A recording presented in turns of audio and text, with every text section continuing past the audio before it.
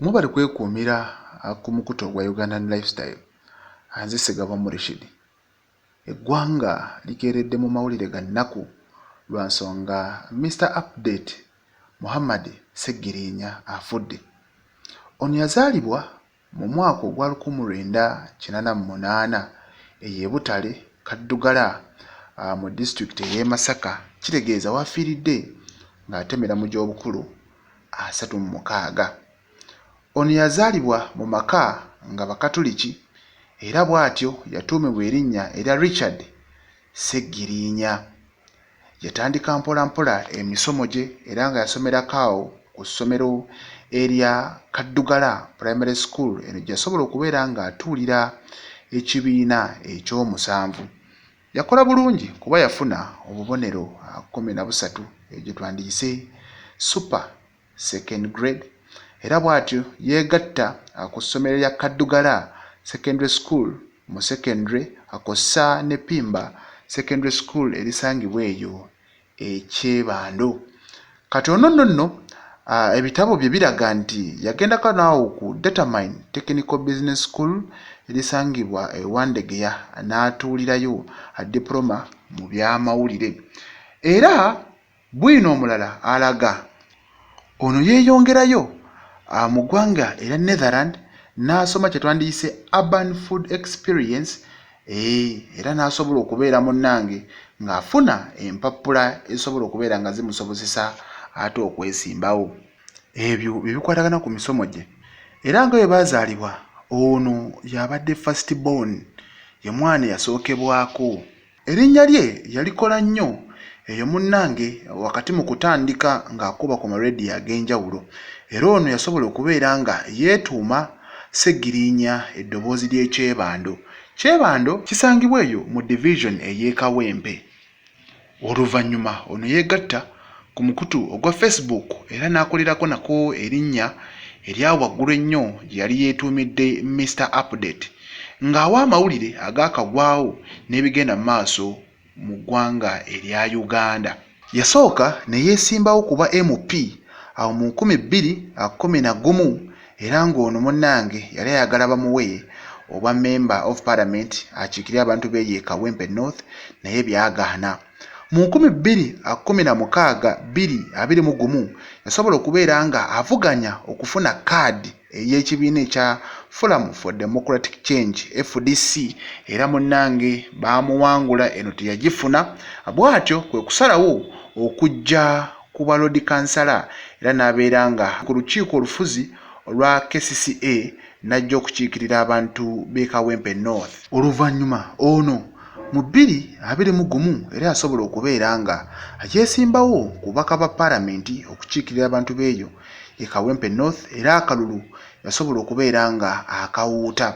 Ono nno yasobola okuwangula n'eyaliko Deputy Lord Mayor Sulaiman Kidandala kw'ossa n'eyali incumbent Abdul Latif Ssebaggala Ssengendo. Yawangulira waggulu nnyo mu kalulu kaneeno lwa nsonga yafuna obululu 4,197 ate yali amuddirira ye Sserwadda Sulaiman Kidandala ono nga yafuna obululu 7,512. Eyakwata ekyokusatu ye Kasenge Tom John Fisher ono nga wa kibiina ekya NRM yafuna obululu 6,946 ate Ssebaggala Abdul Latif Ssengendo n'afuna obululu 3,919.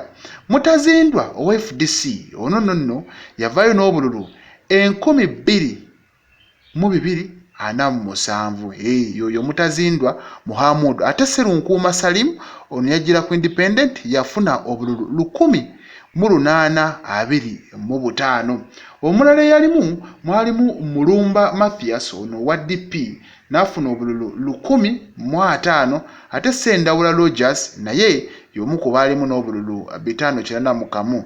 Nannyunja Robina naye yalimu obululu 490 ne Barrows John Rumu n'afuna obululu 107. Ono okuyingira mu paalamenti tebyali byangu lwa nsonga omu ku bali avuganya nabo Sulaiman Kidandala yaddukira mu kkooti n'agamba ono Muhammad Sseggirinya Richard Seggirinya gonna nga mannya ge lwakuba yali yamala n'akyusa era nga results eziraga nti ate muwala ye yali atudde ebigezo ate nga Muhammad Seggirinya alaga bibye nonno yasobola okubeera nga awangula omusango n'eno era kkooti nemuwonangirira nti yali omuwanguzi ewatali kabuuza konna. Yasalawo okutandika okukiikirira abantu beeyo. Yatandikira mu maanyi kuno kwe kuli okugula ambulance 2 era n'atandikawo n'eddwaliro ng'agamba abantu b'e Kawempe balina okubeera nga bafuna obujjanjabi bwe beetaaga. Ono ajjukira nnyo mu kwogera ng'agamba nze Kasibe Bashir Mbaziira yandekera Kawempe ninga nze akiikirira abantu b'e Kawempe South kossa ne North kati gonna omugugu guli ku nze. Wakati ebyo byonna nga bigenda mu maaso amunnange wano emitawaana we gyatandikira okubeera nga ate jijja.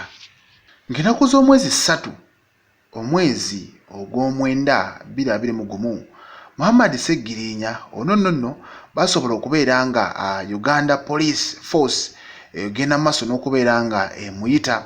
Ono yayitibwa ku kitebe kya CID asobola okubeera nga abuuzibwa kajojjo w'ebibuuzo ku kitta bantu ekyali kibaluseewo eyo mu district ey'e Masaka mu kitundu eky'e Masaka. Nonno eno atujjukira bulungi ebijambiya byali bigendera ddala mu maaso abantu nga batemebwa abantu nga batirimbulwa era ng'ennaku z'omwezi 7 September 2021 Masaka Chief Magistrates Court ono basobola okubeera nga bamusindika ku alimanda mu kkomera ekitalya Maximum Security Prison ku misango 4 esatu nga gyekuusa ku butemu ate ogumu nga gwekuusa ku kugezaako okutta abantu. Ono yagenda maaso n'okubeera nga aweza emisango gino eno. Abamu ku bagenda maaso n'okubeera nga bamuwolereza kwaliko Lord Mayor Elias Lukwago akossa ne mubaka omukyala akiikirira abantu b'eno e Kampala Shamim Marende. Wakatera mugenda maaso n'okuba nga bafuba bakola ekisoboka bano nga bayimbulwa. Ng'ennaku z'omwezi 13 February omwaka 2023 basobola okubeera nga amunnange bateebwa ku kakalu ka kkooti. Mu mbeera bwetyo ono ng'ennaku z'omwezi 10 August omwaka 2023 yasobola okubeera nga atwalibwa mu ggwanga erya Netherlands era eno yatuukira mu ddwaliro erya AMC Amsterdam okusobola okulaba nga afuna obujjanjabi ku kigambibwa okuba nti yali atulugunyiziddwa. Era ng'ono webutuukidde olunaku olwaleero waafiiridde. Tujjukira omwaka oguwedde mu mwezi ogw'omunaana yavaayo n'alangirira mu 2026 ng'agamba alina okubeera nga ajjira amunnange ku kaadi eya NUP asobole okubeera nga addamu avuganya ku baka ba Paalamenti okukiikirira abantu b'eyo e Kawempe no. Kitalo nnyo, kitalo ddala eky'omubaka Muhammad Seggirinya. Ebyo ebimu ku byafaayo eby'omukulu oyo era tujja ssaba Katonda omwoyo gwe agulamuze ekisa. Tusaba ab'enjuuyi byonna Katonda asobole okubeera nga abagumya. Omwagola w'abangi Muhammad Seggirinya Mr. Update eddoboozi ly'ekyebando bw'atyo bw'asobodde okubeera nga atuva ku maaso.